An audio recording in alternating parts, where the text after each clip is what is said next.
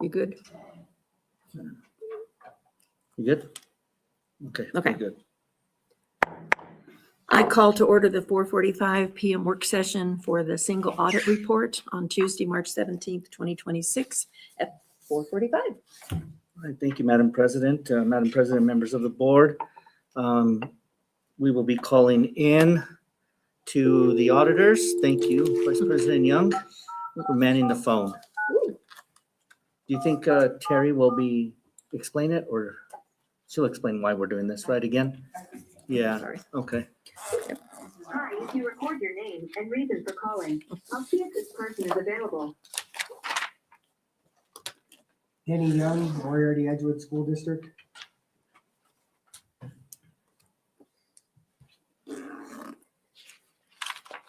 Thanks, Jenny Young. Please say. It's Terry. Terry. There's Terry. Moriarty-Edgewood School District School Board, calling you to go over our Single audit. single audit. Okay. How are you guys doing this evening? Good, how are you? Good. Okay, so this is your final audit, and it's the single audit. And the first page we're going to go look at is page 3, which is about 11 pages in, I think. Probably not that many, but probably. Page 3 is the government auditing standards, or the uniform guidance opinion. And it's a little longer than normal. It's 3 pages instead of 2 because of the single audit, the extra opinion on the CEPA. The first part of the opinion is a report on compliance for each major federal program. And it is a good, clean opinion. Down at the bottom, you can see where it talks about whether there's any findings, and there aren't any, so you don't have any findings in that. The next part of the opinion is report on internal controls over compliance. And at the bottom of that opinion, it does say, however, we didn't find any material weaknesses or significant deficiencies. So it's a good, clean opinion there also. And then the third part of this opinion is the report on the schedule of expenditures of federal awards. And basically what this says is the expenditure of federal awards ties to the financial statements of the other audit report. Okay.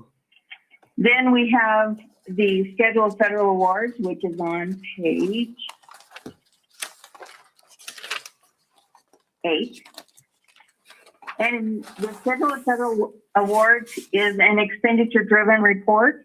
So you have to spend the money before it gets reported here.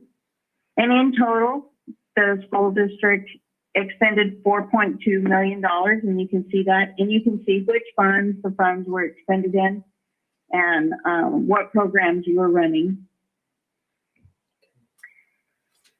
The next page is the notes to the schedule of expenditures of federal awards. So it basically tells you which programs were a high risk or type A program. And we tested COVID again, and then Title I. So in total, we tested $1.6 million worth of expenditures, and you were 8 low risk oddities. So we had to test at least 20%. And we tested 38%. And that doesn't mean that we tested every check in the 1.6 million. We did do a random selection and selected a random selection so we could do a control, test your controls over those items. Then we have on page 10, the reconciliation of the federal awards. And so this ties back to your audit report that you had before. So we start with the federal revenue, and then we subtract out the items that are not considered federal or not reported in your CEPA. And so that's how we get to the expenditure of federal awards, so that you know that everything was included. The next page is the findings and question costs. So this basically summarizes the audit report for the audit report that was issued originally, and then this opinion. So it basically says that the audit report issued was an unmodified opinion. You had no material weaknesses, no significant deficiencies, and no non-compliance material in financial statements. Then in your federal awards, it says you have no material weaknesses, no significant deficiencies, and no question costs. It again tells you which programs were tested as a high risk or as a high risk program. And it also tells you there at the bottom that you are a low risk auditee. Then your findings are on page 12. And so it is very specific that you have no findings in your financial statements and you have no findings in your audit findings for major programs. It also gives you a summary on page 13, your prior year audit findings, and you had no findings in either category, so you had a good clean opinion last year also.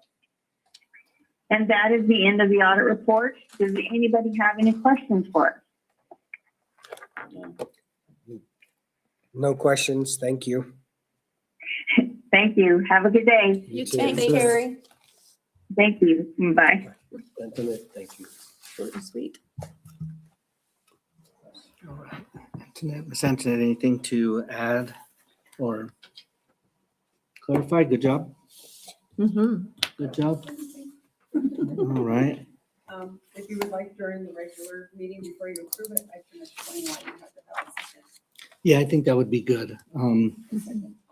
And again, we had, now it's hitting me, excuse me. The second audit, because it's required by the feds with these expenditures and the delay in the federal funding. So that'd be good to be able to explain it to the public that are watching or anything like that. Mm-hmm. Okay. And now I have the hiccups. So excuse me, everybody. Okay. Scare him. Madam President, members of the board, we do have as an action item to approve this single audit. And so we will run through that. Mhm. And if anybody thinks of any questions or anything, then we can go through that. Okay. All right. So Madam President, we have 7 minutes till. 7 minutes. We can take a quick break and then come back or we can just go into executive session. Yeah. You know, and so we can, yeah, okay. Anybody need a break? Everybody's good? Everybody's good? Okay. Okay, so So there you we'll go. go for that. I recommend that the board adjourn to closed executive session. Let's close the work session. Okay. Yeah. Close the work session. I adjourn the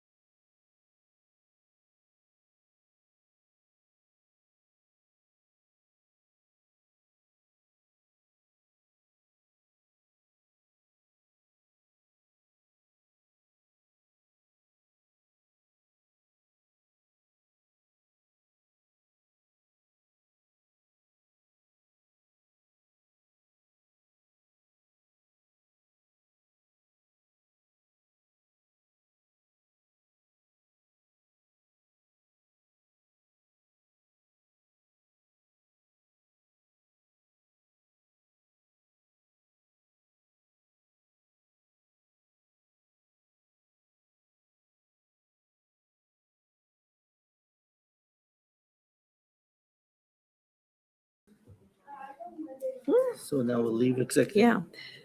Exit. After the, do I have a motion to exit the closed executive session? Madam President, I move that we close the executive session. Do I have a second? My second. The matters discussed in the closed executive session were limited to those specified in the motion for a closed executive session. No other topics were discussed and no other business matters were conducted, nor any action taken. I'll ask for a roll call vote. Jeff Lawson, yes. Wendy Burns, yes. Howard Chavez, yes. Denny Young, yes. Linda Hudson, yes. The board is now out of closed executive session at 6:05. Yep. Okay, Right. now we can go. Madam President, members of the board, does anybody need a break or we just go right into it? You guys are good? I think we're good. Okay. I'm not prepared here. I think I'm prepared. You ready? All right, yep. All order. Okay. I call to order our Tuesday, March 17th, 6 o'clock regular board meeting. Would you please stand and join in the Pledge of Allegiance? I pledge allegiance to the flag of the United States of America and to the republic for which it stands, one nation, under God, indivisible, with liberty and justice for all.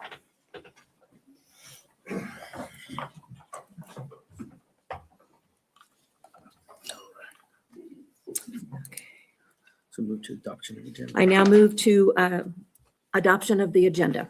Madam President, I recommend adoption of tonight's regular March 17th board meeting. Superintendent Bibiano is recommending adoption of our March 17th agenda. May I have a motion? So moved. A second? Second. All those in favor say aye. Aye. Motion approved. All right. Welcome to guests. Welcome to everyone. Happy Valentine's. Happy St. Patty's Day. School colors really work well for St. Patrick's Day. So, but we're happy to have you here. So thank you for joining us.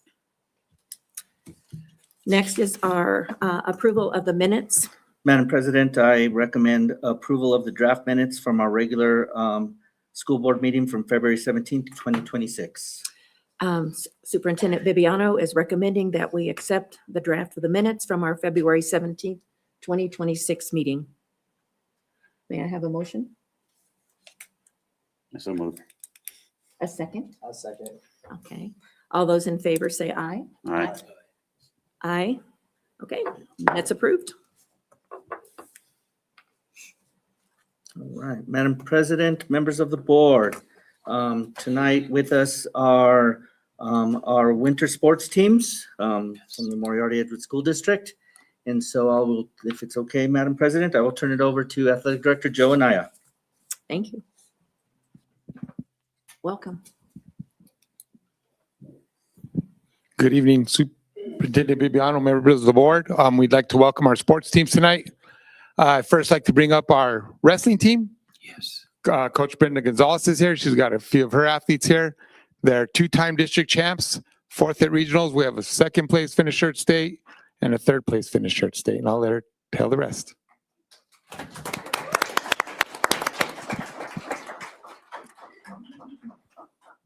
Hello.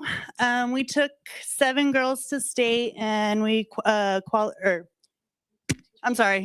we took 7 girls to regionals and qualified 2 girls for state.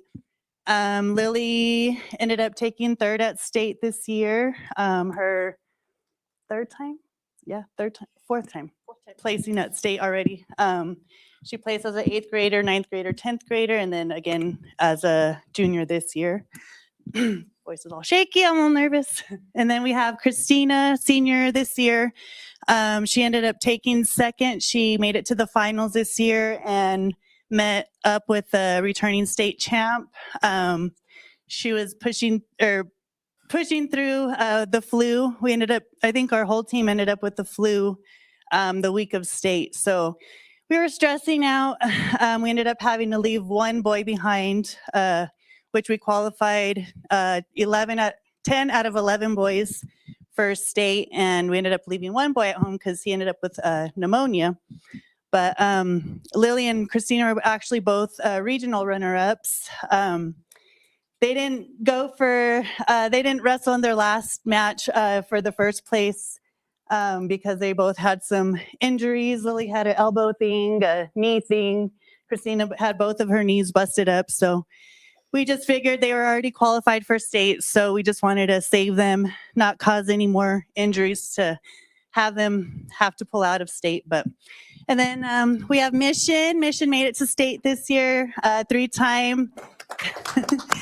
He's our clown. He keeps us laughing and on our toes. He's a senior this year. He's a 3-time state qualifier. For regionals, he made it to the finals this year. He went as a 215-pounder this year. Last year, he was 189. We make fun of each other's weights. It's a wrestling thing. Call each other fat. But yeah, he made it to the finals this year. He went up against a lot of tough competition, guys that were almost a foot taller than him, big, but he ended up pulling off some good upsets. And then our boys ended up taking district champs this year, which is a 2-time district champ, 2-time district champs this year. So, but yeah, this is our wrestling team. I'm proud of them. They worked hard this year. Wrestling's a tough sport. You know, you put your everything out there on the line, and you have to use every ounce of everything when you go out there. So again, I'm proud of these kids, and we're going to miss our seniors. Lily has one more year. Hopefully she can bring home a state title next year. No pressure, but but yeah, that's all I got. Thank you, guys.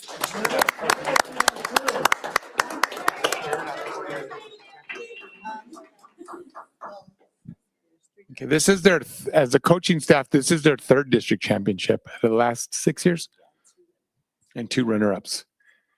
That's awesome. And before she walks away, it is Lily's birthday today, so tell her happy birthday.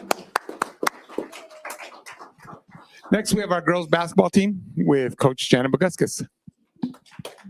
Coach Boguskis. So all my seniors were supposed to be here and they all are not. This year we had a tougher season. We had really just one girl returning from our varsity team last year, so a lot of growth. But I would say this team, I've had a really hard 2 years personally, but this team brought me a lot of joy. There's a lot of fun to coach every day, even though we would lose. They came every day ready to play, ready to fight, ready to move on. They really, I wish they were here because they really are a really fun group to be around. My senior, Marisa, was a great senior leader that we've been missing in the last 2 years. Our group referred to each other as Ohana, which is family, and they just loved on each other and made it fun. But we do have Laura Stewart. She is another senior. She's going to be signing for North Minnesota College Hibbing to play at a college level next week. And then we'll have Laura's made 1st team all-district, Abby Buchelman 2nd team all-district, and then we had a sophomore, Angelique Tapia, who we lovingly call Holiday, was honorable mention all-district, and as well as Emma Quintana, a freshman, was honorable mention all-district. And I think kind of one of the highlights coming up where we're setting a good foundation is our C team lost 1 game all season to Espanola, but they lost by 6, but then they ended up beating them by 20 the second time around.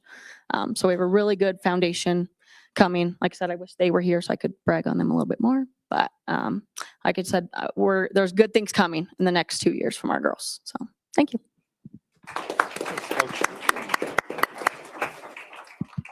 And last team here is our boys basketball team. Coach Encinas is at the baseball game against East Mountain. So Coach Jeremy Trill is going to speak in his behalf. All right, I do want to apologize from the beginning. I'm a little dirty. I just got back from middle school softball practice, so my apologies for that. This season was a little rough for us. We started off a little slow, but I can honestly tell you that every compliment that we got for this team is that they're afraid in the next couple of years to face us. We only had 1 senior, so we were returning everybody back. So every game we had, we were receiving compliments from the progress that these boys have made. And for my first year being at the high school, I couldn't be more thankful to be up there, to be with these boys. They showed a lot of heart. And as a representative of the city of Moriarty with the city council, I can honestly tell you that the boys really show themselves. They carry themselves very well when they were out and about in the public and at the schools. They're truly, really good role models. And it gave something for these younger groups to kind of take a look at and say, this is what we should follow. So that was really great to see with these older boys here. With me, I got Devin Ortiz and then Dominic Brown. I don't have a lot of statistics on that of how we did towards the end. But like I said, from where we started to the very end, it was a huge difference. And like I said, every time we play, even in districts, when we played them the second time, they've repeated themselves. It's going to be tough to face you guys here in the next couple of years. So we're looking forward to that one. One of the biggest, I guess, our accomplishments is we lost nobody to grades. Here in the summer, we're hopefully going to be holding 4 practices a week with potentially 15 games in, I believe, 3 different tournaments. So I think Coach Encinas is working on something like that for us. So really looking forward to see what that's going to look like and what these boys are going to do in the future. So I appreciate it. That concludes our evening with winter sports. Thank you. Thank you, Mr. Mayor. Thank you.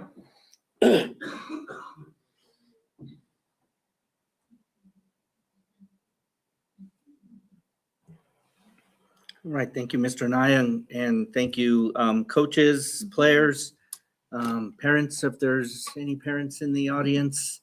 A lot of time and effort put in for athletics and again, representing Moriarty High School as good student athletes as you travel around the state and wear that Pinto Kelly green, not just on March 17th, right? Wear it with pride. So appreciate it. Thank you. All right, Madam President, if we may, we have with us Student Council Rep. I see her in the second row. So a report from the Moriarty High School Student Council. In person. Hi guys, sorry we haven't been here the last couple months. We've been pretty busy. So a couple things that we have going on. We have Spring Fling Week, which is April 20th through 24th. So we're going to have spirit days for those. And we're going to decide on those in the following week. We're going to have an assembly on April 24th during student prep. And that's where we're going to have a couple games to play. And then we're going to acknowledge the sports team. So we have wrestling, basketball, softball, baseball, track, and robotics.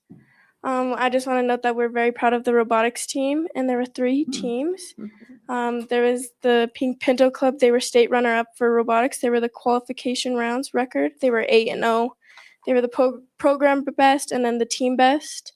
Pinto's not found. They were state quarterfinalists. The qualification rounds, their record was 5-3. And then working on it were state quarterfinalists. Qualification rounds record was 5-3, and they were the team best. If Mr. Smithson wants to pronounce the names of the teams or like the players on the team.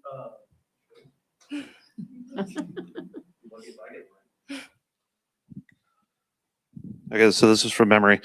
On our A team, we separated into 3 different robots, 3 different team numbers. On our A team, we had team captain Christopher Rowe, Ryder McCutcheon, Jonathan Dixon, Trenton Brackett, Tristan McLeod, and it's going to irritate me. Hold on. Is that 6? That was 6? Sure. On our B team, we had team captain Dalton Davenport, Elijah Orgus, Aiden Rawson. I forgot his first name. We just call him Rawson. Then we had 2 freshmen, 1 freshman to feed Damian Reyes and Isaac Gonzalez. And then our Y team, our new girls team, our girl powered team, team captain Jasmine Ledbetter, Angelina Tomaszewski, Emma Shelby, Callie Wortman, Melinda Martinez, Julie Chavez. I'm missing one. Anessa McClellan. How many is that? Is that it? Okay. Like I said, from memory. Is that all you need? All right, cool. So very proud of them. And then all the pep assembly on April 24th, that's where we'll be announcing the prom king and queen, the homecoming theme for next year, the announcement of the new student council officers, Mr. and Miss MHS. And then for the final weeks, we have staff appreciation week, which is May 4th through the 8th. So that's all I have. Thank you. Thank you. Thank you. Oh, and Fred. Madam President, if I may, we can invite the students to stay with us, or they can They give them can some go. time to leave. Yes. All right. Bye. Thank you. Thanks, guys. Thank you.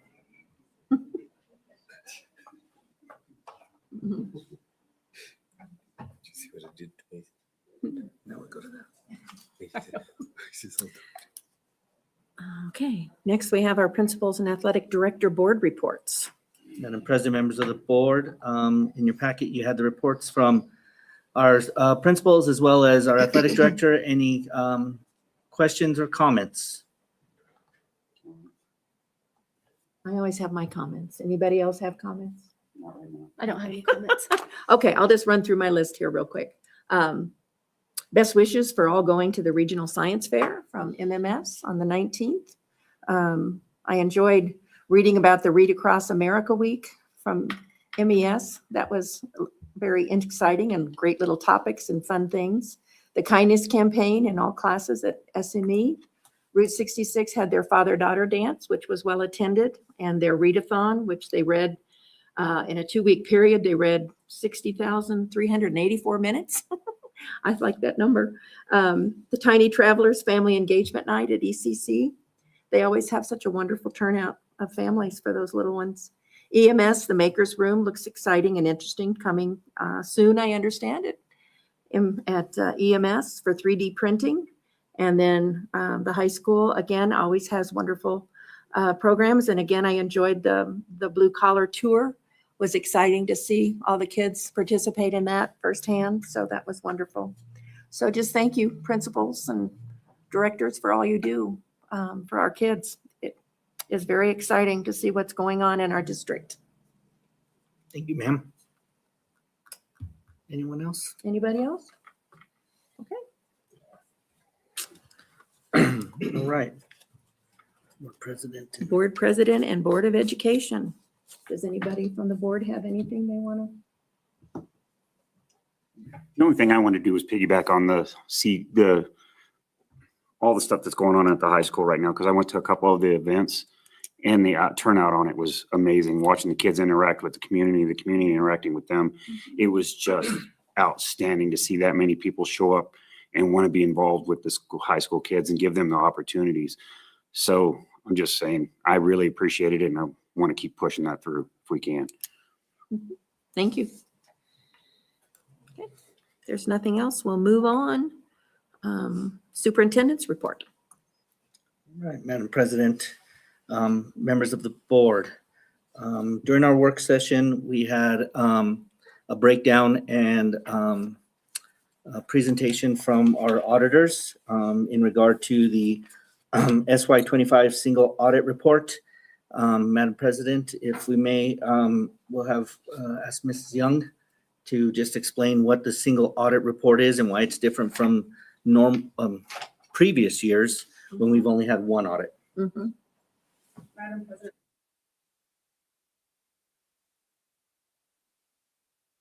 Government this year in, I believe it was November, late October, early November, changed the audit rules for our auditors and what they wanted them to be looking at. They had to dig into a lot of educational compliance that they're not used to. They asked a lot about our graduation rates, where kids went, how we know they went there. They had to dig into a lot of the instructional side that they weren't used to. The ruling came very late. Usually our audit is due November the 20th. And it was early November, like I said, late October, early November when the feds came down with this new rule. So they pushed back our audit due date for our normal audit to January 20th. And then this one was due in February. Normally, this is just a part of our regular audit requirement, but because of the additional testing they had to do at the will of the federal government, they had to give them extra time. So last month you approved the main part of the audit, and this year they had to pull out that single audit piece and do it separately at a later date.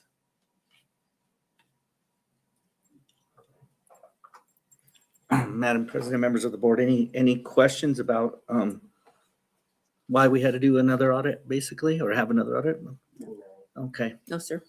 all right then. I would just like to thank Ms. Young and her team for what they do for us, keep us level. Yes, yes. It Thank came you. out as a clean audit, no Yes. findings. Yeah. Twice. Yes, twice, Well, many years. twice. Thank you, Mr. Chavez. So Madam President, I recommend approval of the SY 25 single audit report. Superintendent Bibiano is recommending approval of the SY 25 single audit report. May I have a motion? Albert Chavez, so moves. A second? Second. All those in favor say aye. Aye. Aye. Motion approved. Right. Thank you. Mm. All right, Madam President, members of the board. Tonight we have a presentation from Moriarty High School, Principal Natalie Romero. And I believe her team, she has a team, and it's in regard to the Moriarty High School proposal of moving to a block schedule. And so, Mrs. Romero, it's your show.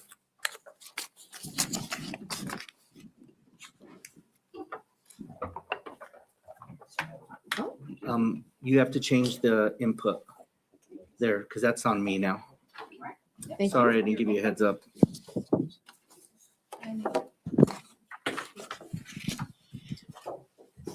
Good evening, Madam President, members of the board. So I do have a team of staff here.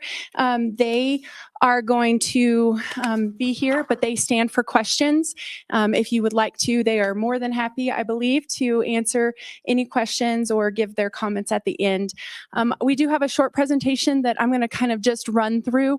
There are a number of slides, but we'll get through them kind of quickly. So this is our proposal and idea after much research and much time digging into where we are and where we think we should go for our students' achievement moving forward. All right. So we know the current data. It's our current reality. We talked about it last month. Specifically, we're in the single digits proficiency for math. We've been dropping over a number of years, and we talked about it. It was the first thing that we spoke about at our first staff meeting. Every single staff member in our staff of 100 understands where we are, understands the trend that has been happening, and they all collectively said, we have to do something. Okay. So one of the things that we started really talking about as a guiding coalition leadership team starting in July when we first met was the first thing on our agenda was, or on their agenda, I should say, was the lack of interventions that we have been able to provide at the high school given the current schedule that we run. We do have a traditional 7-period a day with 48-minute classes, and we have a 30-minute student prep that it runs 4 days a week. But at the high school level, it has proven to be very difficult to have a systematic, consistent procedure for running students through to get their specific skill deficit driven individualized interventions. Which leads to difficulty integrating interventions within that 48-minute block. And then again, has proven to be difficult to get a consistent schedule for student prep to provide interventions. On that note, we know we have a problem with interventions. We know we need to dive deep with student deficit areas. But we also realize that we cannot just teach intervention. We cannot intervene our way out of this gap. We have to improve tier 1 instruction within that 48-minute block, and that 48-minute session, and that's really difficult to do given 48 minutes. Okay. So what we did was for the first semester, we dug in very deep and we looked at all different types of, or multiple different types of interventions we could run in student prep.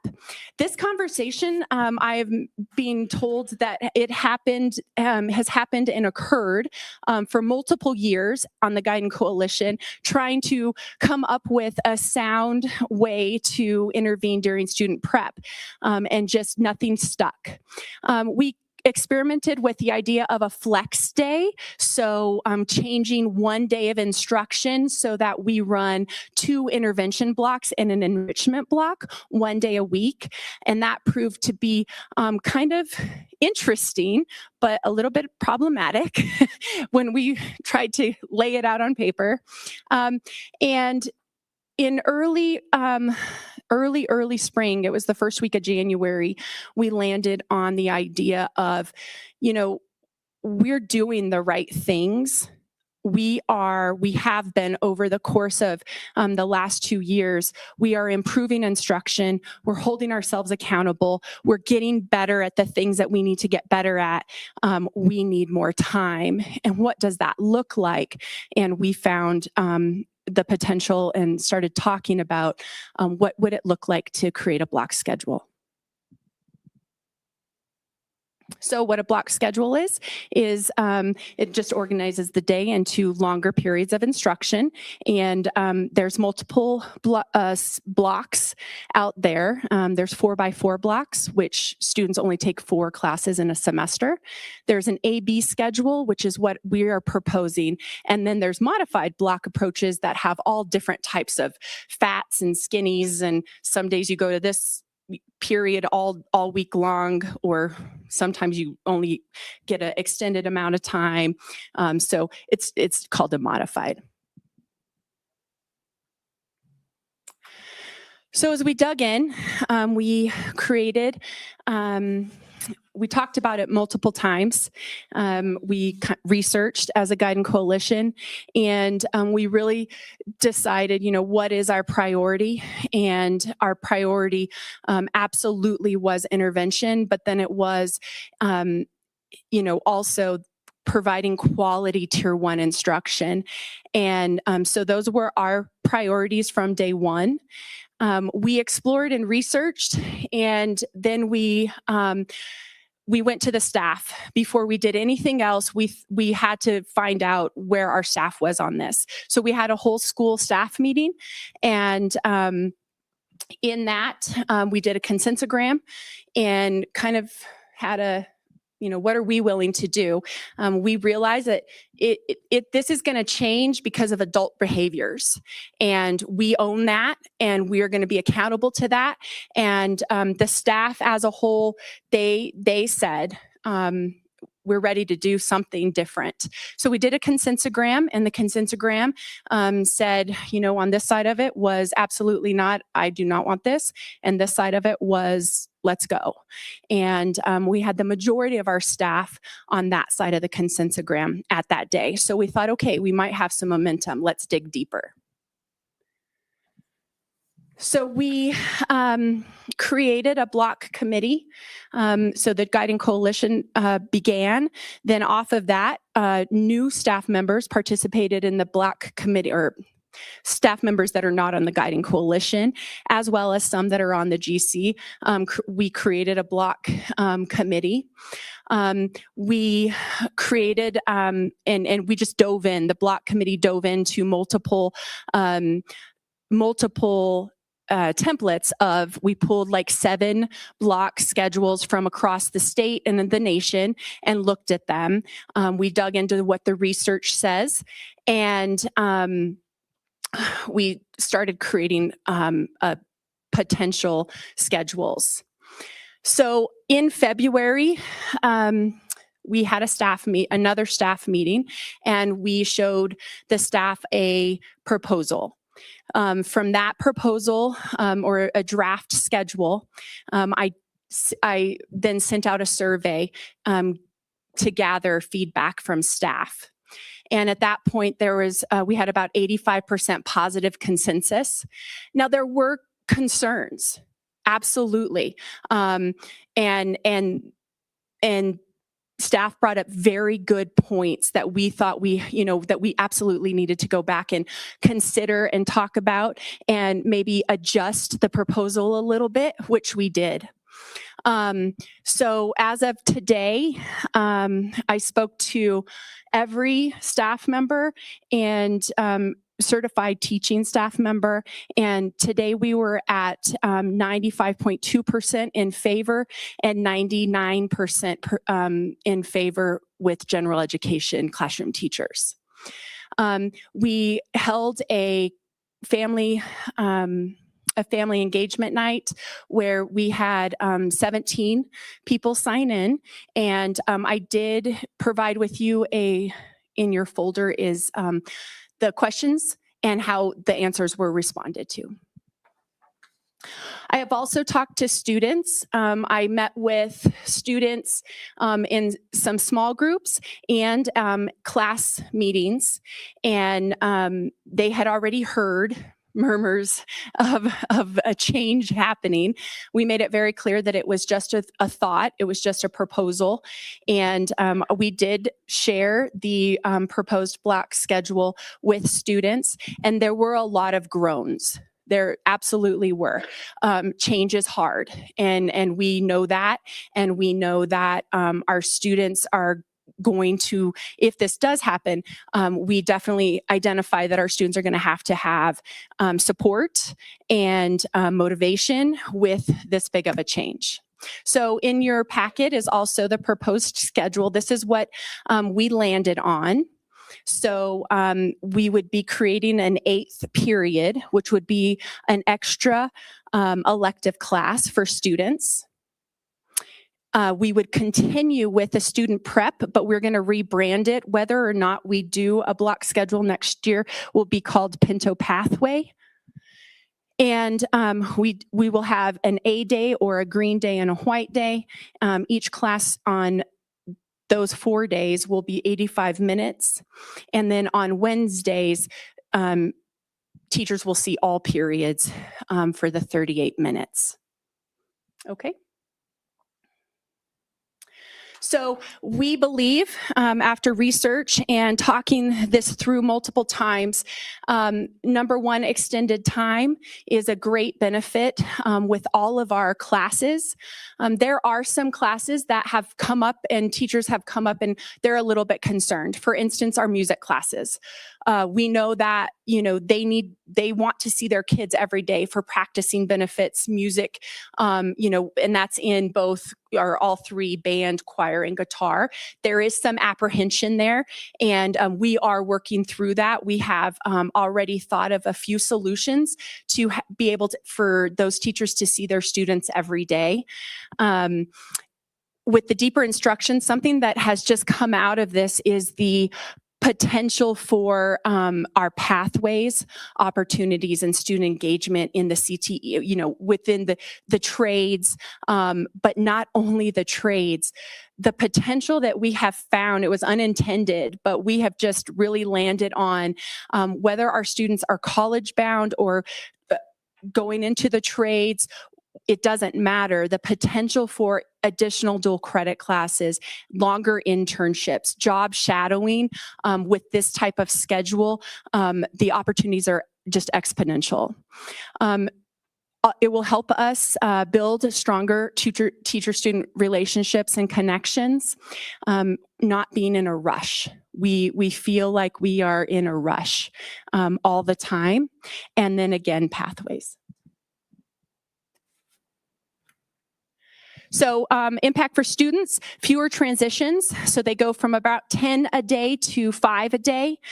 Deeper understanding, more time for questions, more time to stop and process, more time to talk about things with their partners and peers. Extended support. With this type of period, with this amount of time, it yields itself very nicely for smaller individualized small group instruction after we deliver that main instruction. So we can run small groups, we can do practice, we can do a review, and then we can also intervene within that 85-minute block.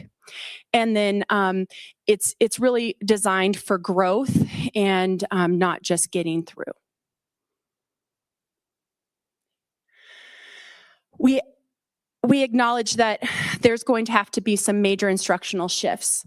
And we have talked about that immensely, especially over the last month.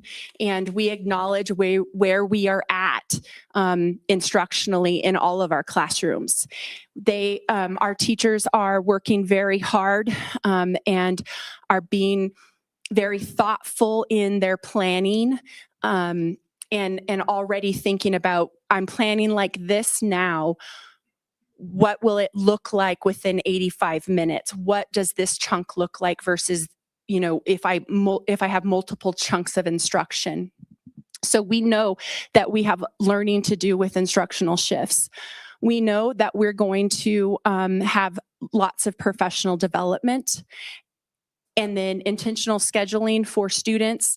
And then we also know that we are going to be very intentional about check-ins and, really having some 30, 60, 90-day check-ins with staff, with students, and really gauging where we're at and how it is moving forward.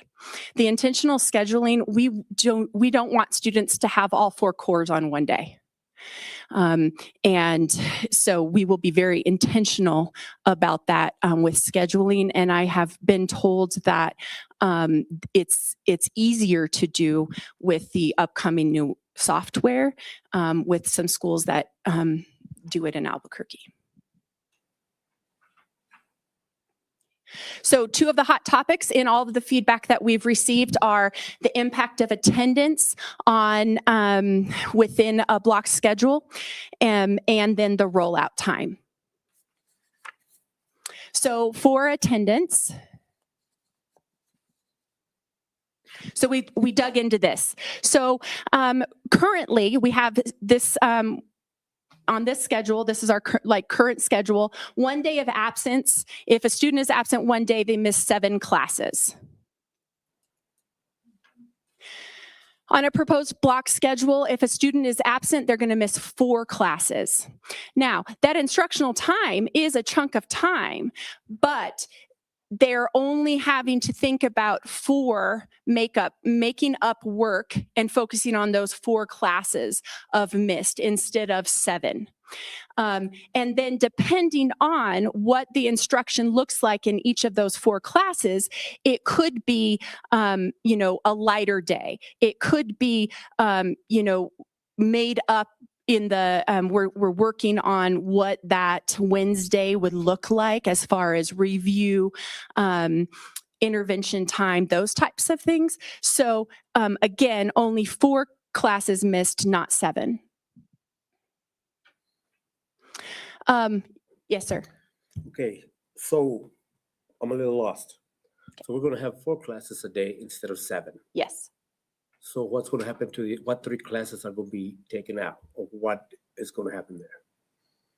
You understand what I mean? I'm lost. I'm just thinking. So the first 4 classes are Monday, the second 4 classes are on Tuesday for 12. So you're gonna alternate them? And Right. so are we gonna lose days of instructions That's in gonna be my between? question. No. Okay, No, instructional time stays the same. All of the days stays the same. It's just chunked in different periods. So instead of 48 minutes for 180 days, they're going to be, they'll go to the class every other day for 85 and then 38 minutes. You guys do the math to show Yes. that it's kind of- Yes. that's instructional. Yes. Even though adding a period. Correct. Correct. And if you skip a class, this is just me thinking, okay, out loud. If we skip a class for 1 day, are the kids gonna lose a little bit of thought in between that day for the 3rd day to come back to that same class? The research is mixed. on that. But the beauty of that is within the 85 minutes, there is a set time, and some of the work that we've been doing most recently, there is a set time for prior engagement knowledge. So in it actually, you do that within your instruction, and now you have a deeper or a longer time to get a little bit deeper in that prior knowledge or that prior engagement. And so what the research is showing us is that by re-engaging where they were at a deeper level, they become more engaged. So you're gonna make the classes like, I figured it out, I'll go like 33 minutes longer. They're 48 now, they're going to 85. So that's. Yes, sir. Something like that. Yes, sir. So on if a student misses 8 or a Wednesday, they would miss the 8 all day, right? So they're only missing 4 on Monday, Tuesday, Thursday, Friday. If they miss, if we do this and they miss next year on a Wednesday, they would miss every single class. Okay. Mm-hmm. So one of the questions that came up that people have asked about was are athletes or students that are involved in activities and they get pulled out. They have, volleyball games every Tuesday, Thursday, or basketball games Tuesday, Thursday. So what we did was we looked at early dismissal, and we just took about a 1 o'clock dismissal, 1:30 dismissal, which seems to be the average. We do understand that next year, I think there's some scheduling changes and we might be traveling in 1 or 2 sports a little bit further, but the average is about 1 or 1:30. So what we did was we looked at this year, athletics early dismissal. So this year they're missing 4 classes a week at 1:30. And if we look at this next year, this is about 13 minutes. They would miss about 13 minutes of that 5th period or 6th period, and then only 1 class period. So again, they are missing work and class. However, it does reduce the amount of classes that they're missing. Now, they are missing the 85 minutes. These are our students, however, who typically are on top of things. They are typically, not the students that we're chasing down to make up work and those types of things. So we acknowledge that. Our concern is with our students who miss school for various reasons and don't typically or struggle to make up work. We feel like having 85 minutes will give us more time to engage those students, to have conversations with those students on the days that they are there and spend time getting them caught up. Right now with 48 minutes, it's hard to do. I've got a question for you, man. Yes, sir. It just always confuses me because on this one, you're on your slide, you said the attendance rate is 70.8, but on your report, it says 89. Yes. What's the big difference? Okay, so that's from New Mexico Vistas, and that is the year average of average daily attendance. So that is students, that is 70% of our students didn't miss 10 days or more. What is in my board report is the weekly attendance. Next. So our rollout time, when we really got to looking at what professional development would look like, and we've spent some time with the consultants from AAIS and really dove into this. We've been preparing for this since September or since summer of 2024. Building thinking classrooms, all of the professional development that we have invested in and have been doing throughout the district, but specifically at the high school, over this past year, additional contract, we have started since summer of 2024. The strategies that BTC lends, what they teach us, they are for a block schedule. it really yields itself to an extended instructional time frame. Our teachers have communicated, and they are doing such a great job implementing these strategies, but they have communicated multiple times that it's hard to start and engage prior knowledge, work all the way through students up at the boards, and then get a quality exit ticket or assessment within 48 minutes. Because really what it comes down to is about 35 minutes, 36 minutes when you have a, 5 on the top and 5 on the bottom for attendance, getting yourself situated, materials, and things like that. We have Moriarty High School. We used our Title I money this year for an additional contract with AAIS, and we had an additional 9 days. We also used some Title I money to have 2 consulting days with Mr. Tom Herrick from that came with that has done work in the district as well. He was here a week and a half ago, and he worked with 3 teams to work on chunking instruction, and the professional learning that he provided goes hand in hand with the strategies that BTC. So our rollout plan would continue the way we're going with BTC and our contract with AAIS. It would also include some specific block scheduling PD from the company BER and additional days with Mr. Herrick. We will implement our plan. We have a rollout plan. We plan to get everybody trained at least 6 hours by the end of the school year. We will have some champions that work with us over the summer, teacher trainers and teacher leaders, as well as an instructional hub that will be available for students or for staff who would like to learn on their own time over the summer. And then we would utilize one of our PD days at the beginning of the school year. We would have multiple PD opportunities throughout the first semester within some PD days and our PLT time. Did I miss anything?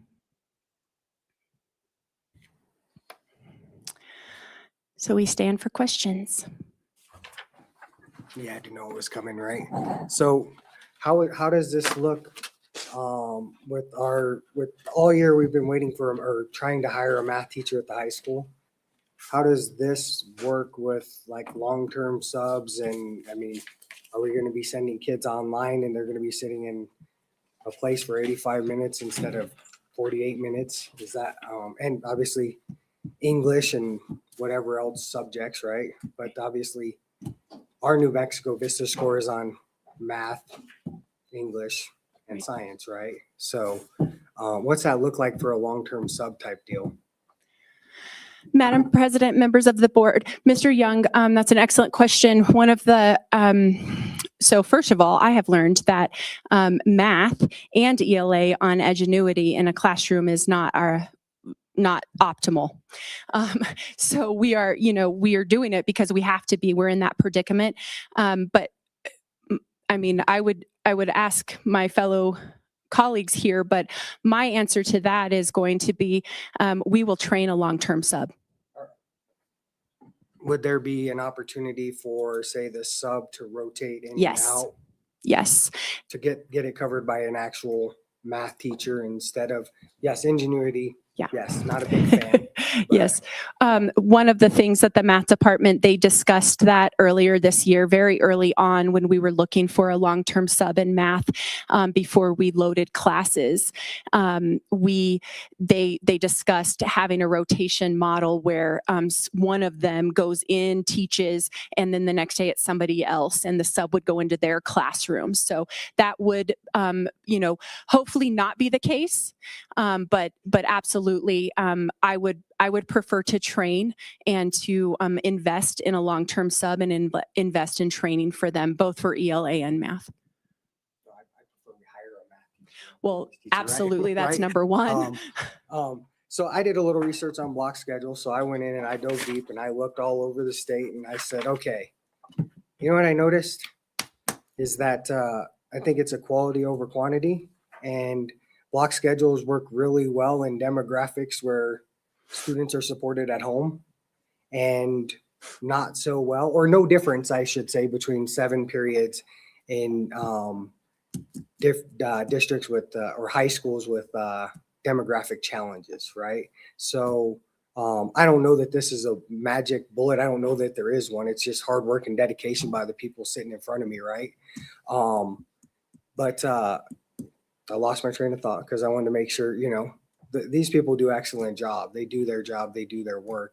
But I mean, me personally, I've said it before, I feel like it's a rush decision, but maybe that's because we weren't notified until, you know, even as a parent until what, 3 weeks ago, a month ago. So, but big fan of quality over quantity. And where I was going is building thinking classrooms. If this is the model it suits, I'd love to see that data.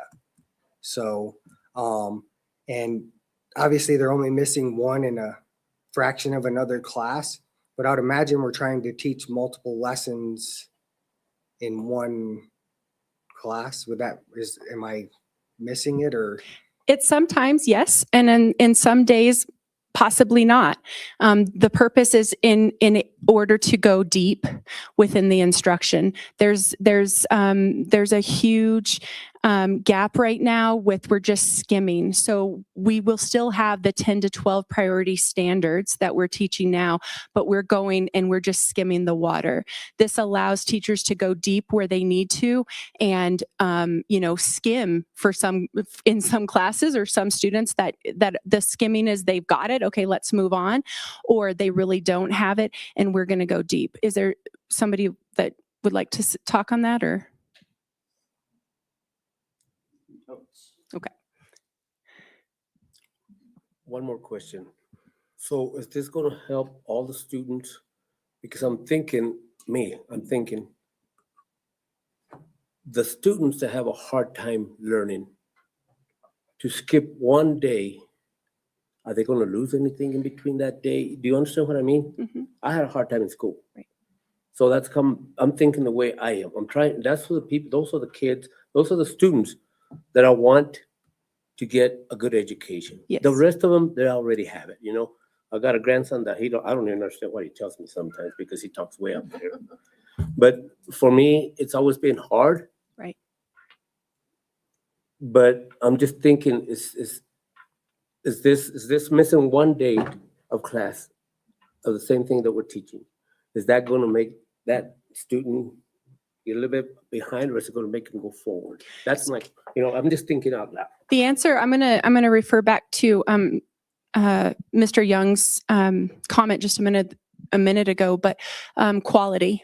And, you know, that definitely is something that we have talked at great lengths about, and something that the teachers acknowledge and are getting better at and fine tuning day by day.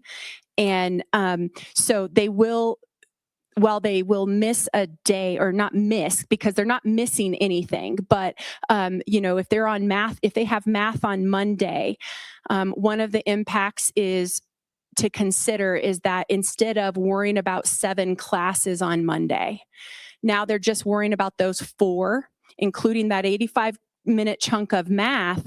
And then on Wednesday, they're going to see that math teacher again. So they're seeing their teachers 3 days a week. Now they might lose something, but that 85 minutes really allows our teachers to go back, re-engage the students, have that prior knowledge time, and then get them involved. I don't know the data on regression with blocks. I believe it goes back to quality and instructional shifts and not having the students sit and get for 85 minutes. The professional development that that BTC is and that we're receiving from Mr. Tom Herrick is specifically 25-minute blocks. Every 25 minutes, we're going to shift, and we're either going to do a cognitive shift. So we're going to change the way the kid is thinking. We're going to do a physical shift. We're going to get the student up and moving, or we're going to do a social shift. We're going to get the kids into a different collaborative group or talking to a different person. We have to make one of those 3 shifts every 25 minutes.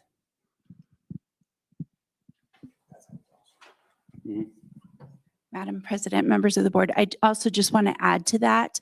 A block schedule, that bigger length of time, will also provide opportunities for special ed teachers and general ed teachers to co-teach in ways that they haven't been successful yet in these smaller blocks as well. There's going to be whole new opportunities to use our special education teachers and EAs in the classroom for some of this movement that she's talking about, the small groups and things like that.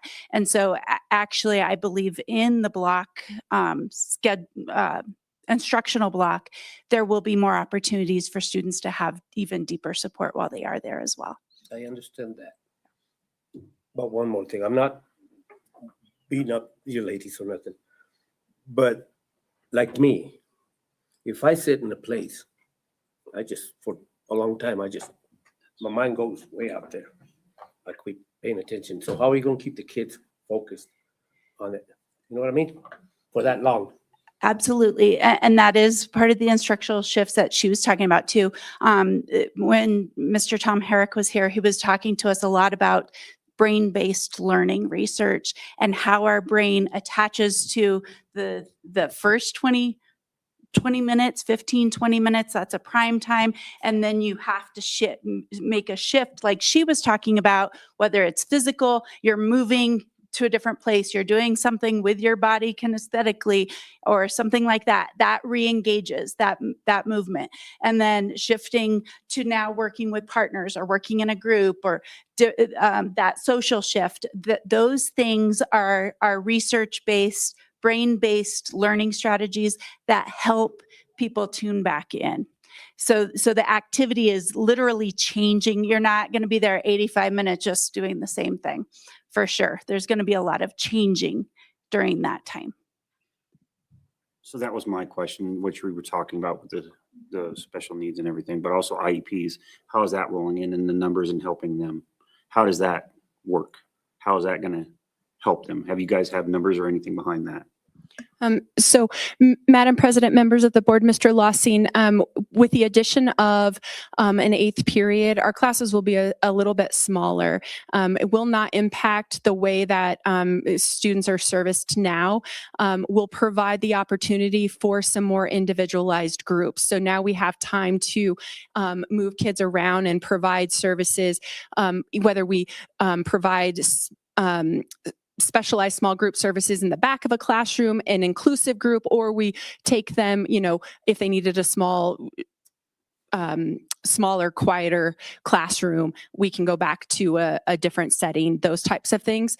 But the numbers are, it works. And we're still dealing with the same amount of students. We have 111, 114 students with IEPs at the high school, and we'll still have the same amount of case managers to provide the same inclusion support, but those class sizes will be a tad bit smaller. So then on that question for our side of the book is, so smaller class sizes, what does that mean for the number of teachers that we have to employ and everything? That's a great question. That was Ms. Young's question, first of all, the first time I think that we talked about it.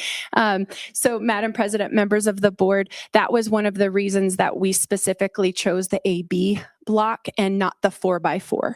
The 4x4 block is what would cost additional monies or dollars because we would need to increase the amount of staffing because you're only running 4. With the AB block, there is no additional staffing required. One of the reasons that we are, please speak if you speak up if I say something wrong. But I just want to say, if we did not have, as a guiding coalition or an administrative team, this would not have come this far if we didn't have their support. They acknowledge that there needs to be a change. We have seen the numbers decline steadily over the last 6 years, and we are not okay with that. They are ready. They know that they have to make changes.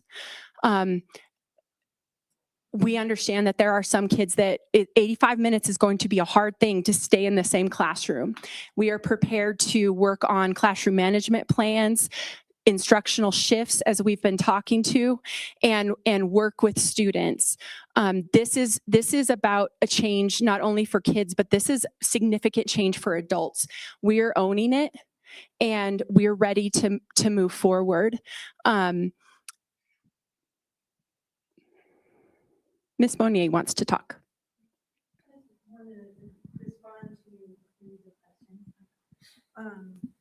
Madam President and the board, and excuse my dress, it was a lot of paint today. I think this speaks to a variety of things about not skimming the surface. When they talked about once you take away the beginning and ending, I mean, we only have 35 minutes of instruction as it is set. You kind of skim the surface. So whether it be special needs or diving deep into your curriculum, and I don't know if it was data driven, but building connections. So in that time, you get to build stronger connections, get to know your students better. So with that little bit reduction of class size and that more time, you get to know what those students' needs are and how to better meet those needs. And I think that going deeper is really, really important. And I wanted to add what Mr. Romero had said at the parent-teacher meeting, that, and I didn't know this because I don't have his experience, but he said in all his years, every year, they bring up changes, and the staff are generally hard to convince. And I was one of those hard to convince people. I was like one of the 5 that said, convince me. And I was convinced by all the different elements, but the one I mentioned, connections. And Mr. Romero said, this has, nearly 100% of the teachers on board, and all his years being there, how rare that is. And so I just wanted to mention those 2 things that had been brought up that affected me. Thank you.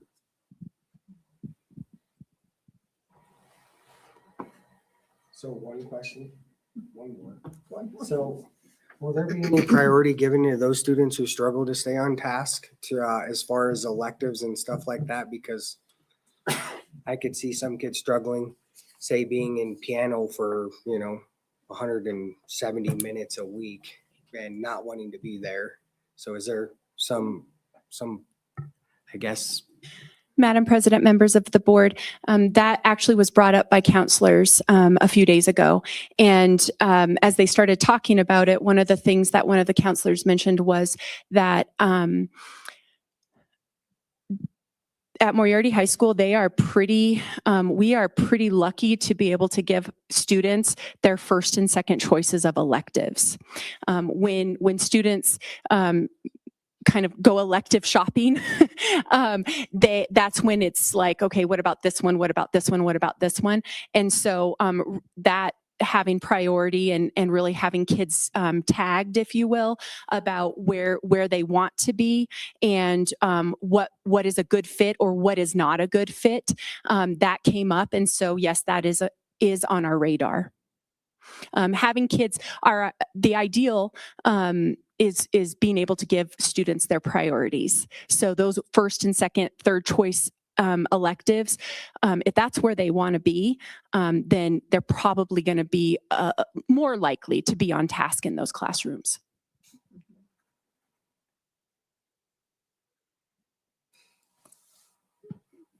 George? Just a few more minutes, Mr. Romero. Oh, we can stop. And Mr. Smithson, yeah. I'll be brief. Madam President, members of the board. Mr. Young, to address your question, I've talked a lot to my students directly about this.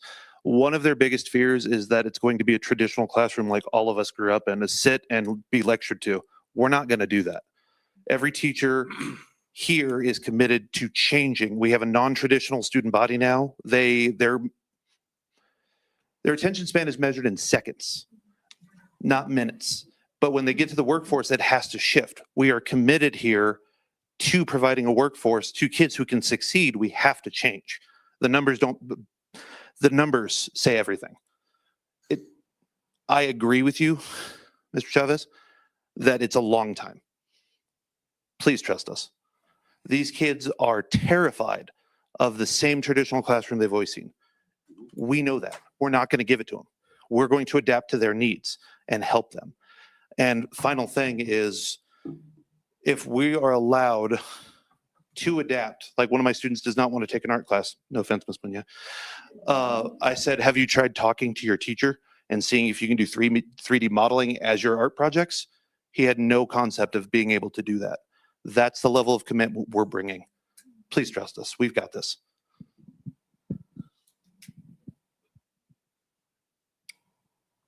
No further questions. Thank you very much. Thank you. Thank you so much. You're welcome. Thank you, guys. Thank you.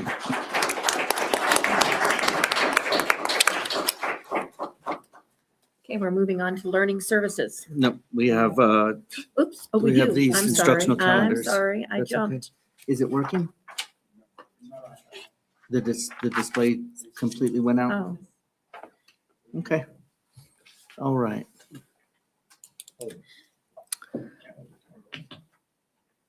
So Madam President, members of the board, you have hard copies of the proposed 2026, 2027 instructional calendar.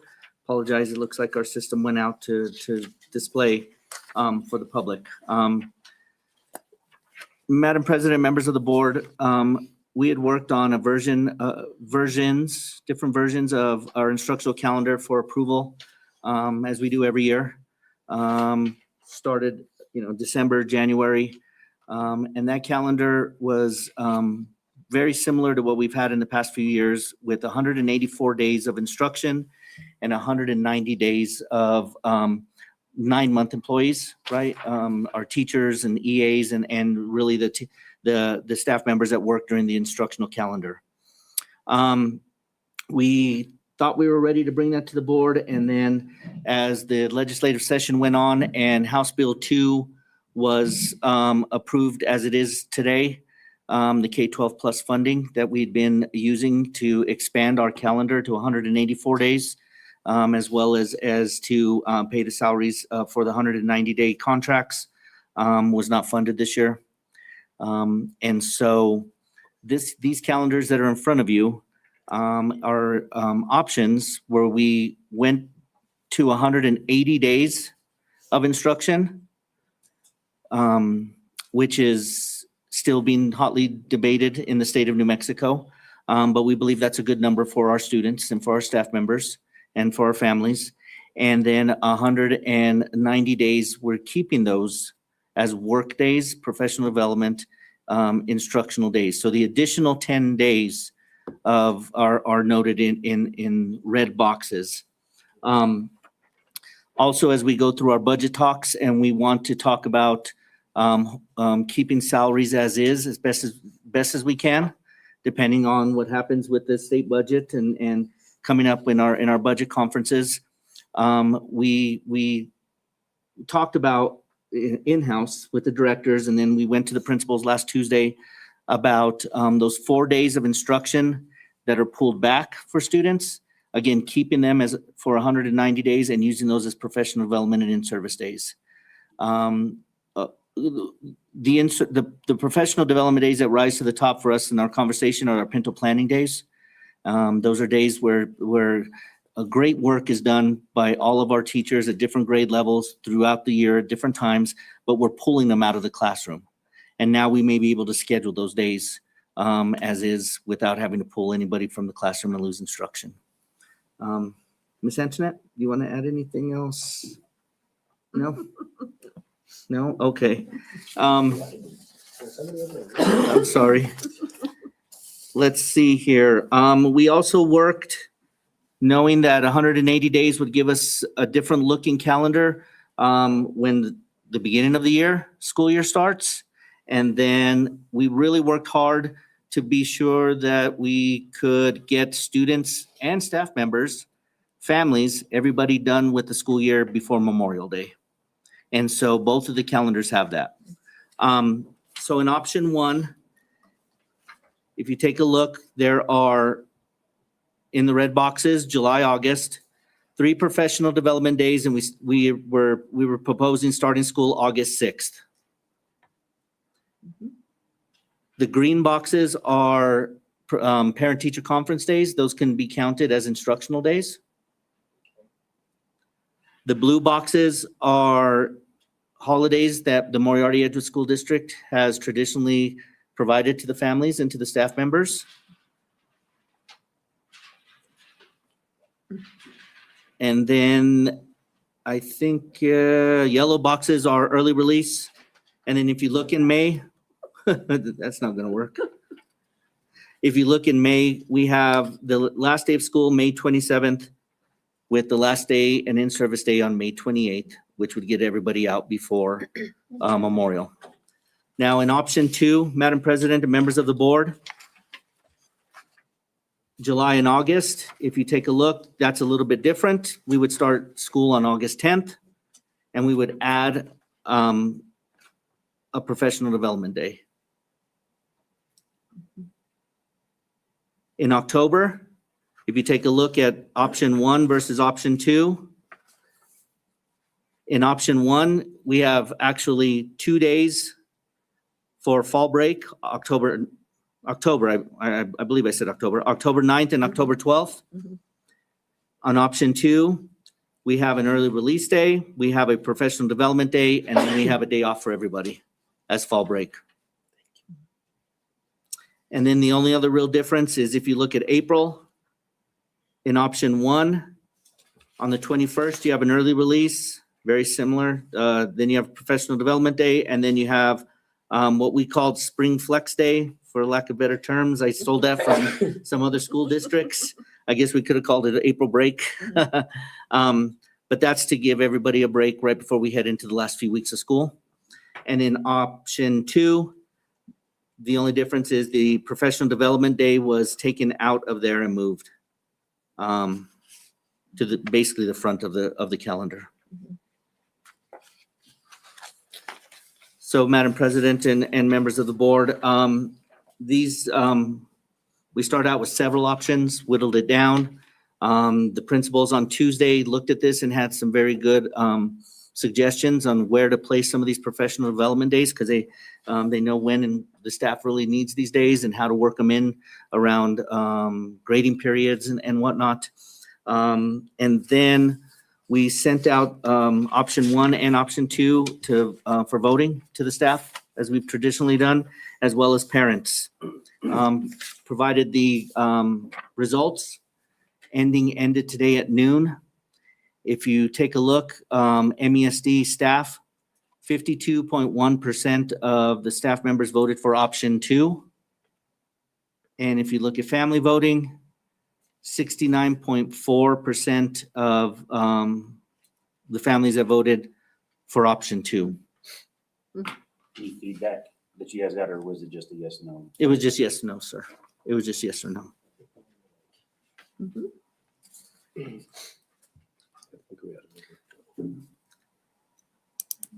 So, Madam President, members of the board, I stand for any questions if there's any, or any other discussion.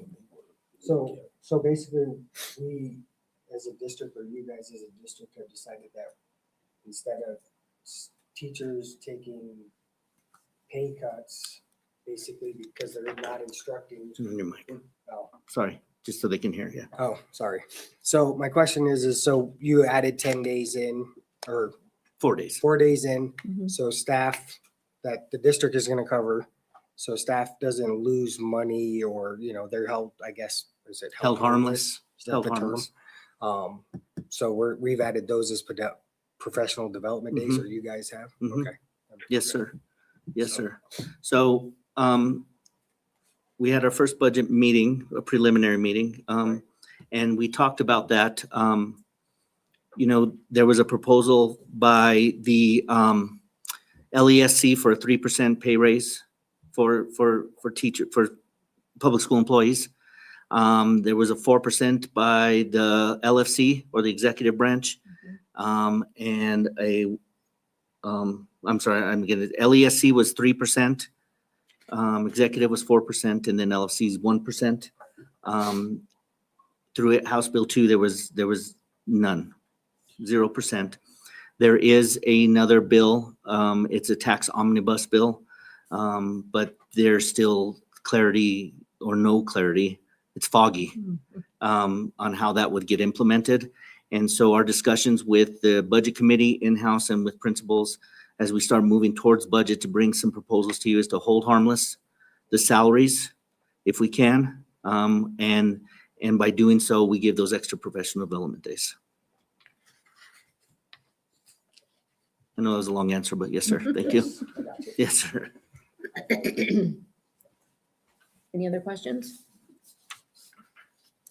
All right. So I think the best way to do this, Madam President, is to have a motion on either option 1 or option 2 of the instructional calendar. So I recommend approval of the instructional calendar with the motion on which of the options. Madam President, I move that we approve option 2. Seems to be the majority of both groups, parents and teaching staff. I'll second. I'll second. Okay. And- Any other further discussion? So we have a motion. motion by, you got it? Wendy. And then Denny. Yeah. Okay. All right. Okay. All those in favor say aye. Aye. Aye. Opposed? Okay. Motion right. carried. Thank you. Mhm. All right. Now learning services. Now Move we along can move on to now. learning Good. services. Sorry about that. Madam President, members of the board, any, or Mr. Gatson-Beatty, any updates to your board report since you submitted it, or any questions for Mr. Gatson-Beatty?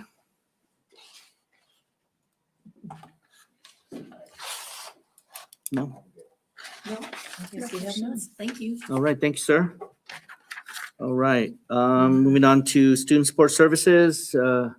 Mrs. Ortiz, Ms. Ortiz, any updates since you last submitted your report, or any questions for Mrs. Ortiz? No questions at this time. Thank you. All right, moving on to business. Madam President, I recommend approval of consent agenda finance items 1 through 4, unless there's discussions. Any discussion? Okay. Superintendent Bibiano has recommended approval of the consent agenda finance items 1 through 4. May I have a motion? So moved. I'll second. All those in favor say aye. Aye. Opposed? Motion carried. All right, Madam President, Mrs. Young, revenue expenditures reports. Any questions for Mrs. Young? Fixed assets, reconciliation, and then updates on finance and audit committee. Mrs. Young. Madam President, members of the board, we had an audit committee meeting on Monday to pick firms that we want to send out our RFP to for the next 3 school years.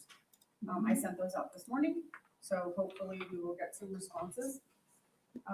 Finance committee, we had to reschedule. We had some conflicts and we had to reschedule, and I haven't reached out to the committee to do that as of yet, but I will. Once we get back from spring budget. Okay. Ms. Young, thanks again. What you do. Have a wonderful team. Yes, you do. Yes, you do. Thank you so much. All right, Madam President, personnel, Dr. Buckley, any updates since you last submitted your report? 12 openings now? Okay. So, Mr. Buckley, what's the plan? Are you going to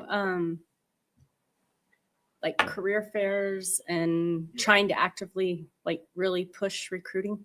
Every day, some of the recruiting fairs, there's a cost, and so they're pretty high. To have a table, for example, New Mexico State is $1,000 to participate. And so I go to the ones that are not as expensive. For example, Eastern, I go to. Mexico has ones I go to, but the large universities charge a lot to attend. And so, you know, when I'm out and about, wherever I'm at, I'm always recruiting. And so, we've had positions open for a long time. It's hard to recruit in the middle of a year because families have to move, but now it's starting to happen where individuals are making family decisions, and so we're getting some more resignations.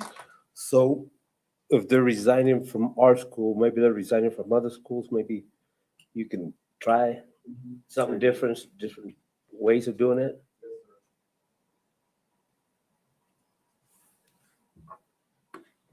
Any other questions?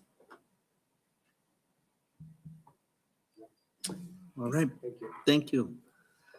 Support services, special projects, and other items. If I may, Madam President, open it up for any questions on any of the transportation, tech coordinator, maintenance coordinator, food services, or CTE coordinators board reports.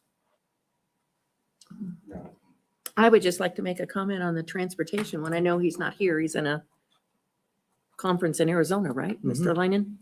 But anyway, it was good to see his report and that we had all but one route covered and that there are more drivers that are getting ready to graduate.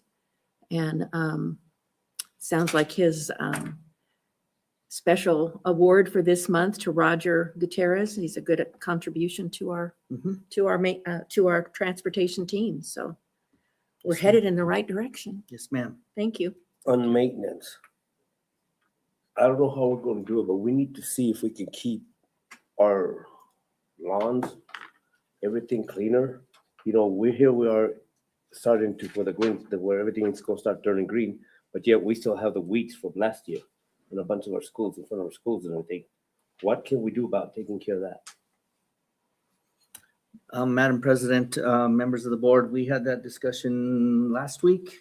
Now that Mr. Ritchie has a full crew, we are looking at their schedules, but as well as reaching out again to doing maybe some contract services to get some landscapers to come help us with not only the weeds and the grass, but there's also the opportunity for them to maybe do annual or semi-annual contracts to help out with the turf fields at the multi-sports complex as well to suck up that dirt, to help with maintenance and whatnot.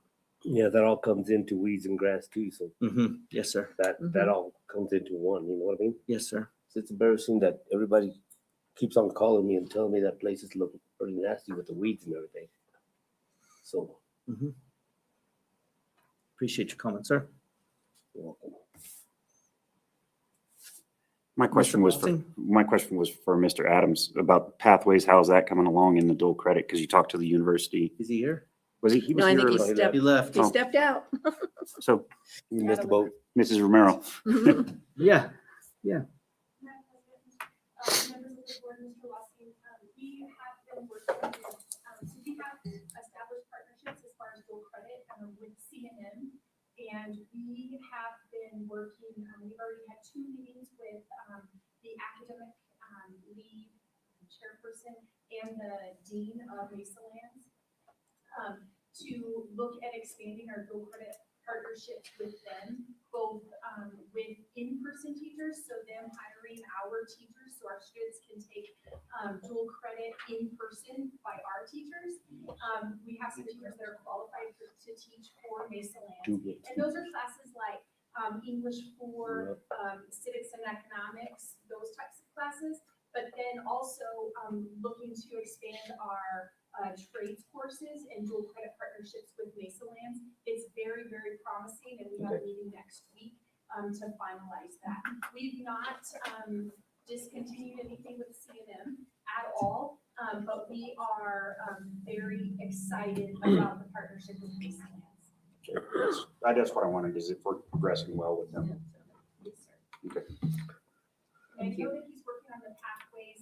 We are aligning in his office today or his classroom today. He's been working on every single pathway that we have and aligning each course so that we can ensure as we go forward with registration, that we are offering the correct courses for each pathway, such as carpentry, automotive, and all those. Perfect. Thank you. Any other questions? Moving on. Madam President, no board policy, no citizen comment. And so we go to advanced planning. Thank you. So Madam President, members of the board listed out six, I was going to call them activities, but just six events and yeah. activities. And I put there, the New Mexico Public Ed Department Spring Budget Conference starts tomorrow for our staff. The staff members go not only from the Mrs. Young, but the other directors go because there are some breakout sessions that pertain to them as well when it comes around to funding and grants moving into next year. The Region 4, the NMSBA Region 4 meeting is in Cubero, New Mexico on March 31st. Spring break coming up. We will have our next budget committee meeting on April 9th. One thing that I will be working on, and I will be working with you, President Hudson, and then the other members of the board, is students, NMSBA student scholarships. We have that nomination due April 10th, and then our regular school board meeting. Is there anything else coming up? Not coming up, but maybe if we could look into it in the next couple of meetings, the differentiated pay for those teaching core courses at secondary schools. Okay. After we get back from budget and all that, I definitely like to look into it. Maybe it'd help us fill some of those positions. That or some hiring incentives. Yeah. Is there anything else? And so, Madam President and board members, topics like that are topics we would work with, obviously, coming from the budget meeting. We should be getting our unit value. Mrs. Young will start generating a preliminary budget, what it will look like for next year. And then those could be topics that we can discuss in our budget meeting before we bring recommendations to the board. Okay, thank you, sir. Madam President, if there's nothing else, then I recommend adjournment of tonight's regular meeting. Superintendent Bibiano has recommended adjournment for our meeting tonight. May I have a motion? A second? All those in favor say aye. Aye. It has been approved for the meeting to be adjourned at 7:32. Thank you very much. Thank you.